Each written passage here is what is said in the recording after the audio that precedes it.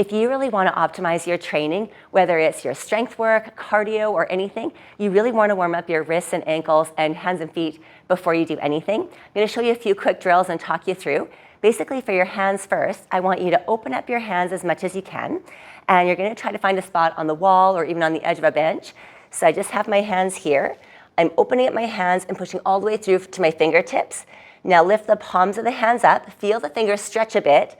Now I'm pushing all of my fingers evenly into the bench and pushing up and down 3 times. 3, controlling on the way down, really opening them up. 2, 1. Awesome. Now have your hand all the way flat, and I'm going to lift the whole hand up, pushing all the way through the fingertips. Pulling all the way up. 1, and down deep.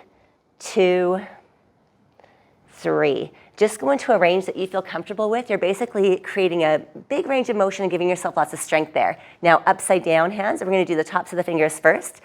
So I'm going to have my wrists are flat and my fingers are just bent as close as they can towards my palm. I'm pushing up and down 3. These are kind of the anti-grip muscles. They counteract all the gripping things we do all day.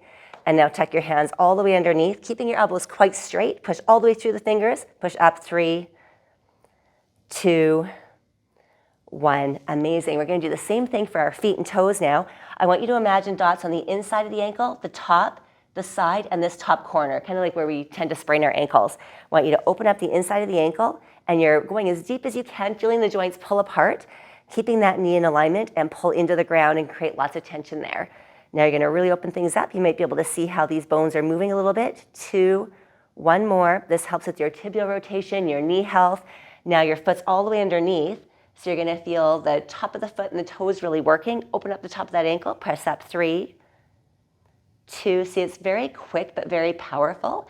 Now you're going to go right to the outside of that ankle. So you can have it behind you at any angle that feels great. Hang on to a wall if you need. Pushing up and down 3. I actually am trying to keep my big toe neutral as well. Like I'm not pushing it up like that into the ground. I'm holding, like I'm pulling all my toes up evenly. Let's try the other foot. So the inside of the foot, opening up. I'm holding my knee in place. Bring it in. 2, really pull. See how I'm holding my femur in place and I'm letting everything in this lower joint move. And now that foot's right underneath. I'm going to explain in a few seconds the application to walking, running, and cycling as well.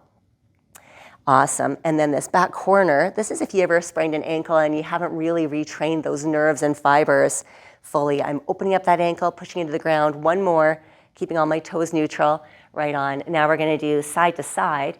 So you only shift if you feel comfortable. You can always keep your center of gravity in the middle. I'm going to invert my foot and roll to the outside of my ankle. If you feel stable enough, you can shift your body as well. And I'm pushing hard into the ground with my whole foot to bring me back to the center. And again, over. This is unbelievable if you're running trails because you get that responsiveness if the foot goes, or even walking trails, of course, if that foot goes over a rock, bring it back in. And now the other side. So I'm tipping over, and you can just push into the foot, or if you feel confident in the shift, see how I'm shifting over and loading this ankle. I'm pushing through the ground to bring me back in. 1 more. You could do this mid-hike, mid-walk, mid-run, anything. Imagine even if you're cycling, if you clip your foot in, but your foot's a little bit jammed or a little bit inverted, now when you put your foot into the clip, that knee is already going to be driving inwards. So we really need to have this inversion and eversion, and these drills really help with that. Last one for the toes really quickly. You're going to open up the toes as much as you can, push the toes down into the ground, and you can even rock towards the pinky toe and the big toe. You can do a couple with the toes tucked under and just feel like you're pushing more in the toes instead of through the whole ankle joint. And on the other side, opening up the toes, push through the big toe all the way to the pinky, get that responsiveness through that whole foot, feel that arch fire up. And then just the toes are tucked under, so it's more just my toes pushing up, not as much from that ankle joint. Amazing. So these drills are quick. Even if you choose one as a quick reset, just the corner one for 3, a couple of hand ones, even on your own for 3. All these things make a huge difference when you go to do any kind of pressing exercise, push-ups, anything that you're doing using your feet at all. Squatting, you want to have all that tracking lined up. I hope you love these and that you apply them as often as you can. Take care.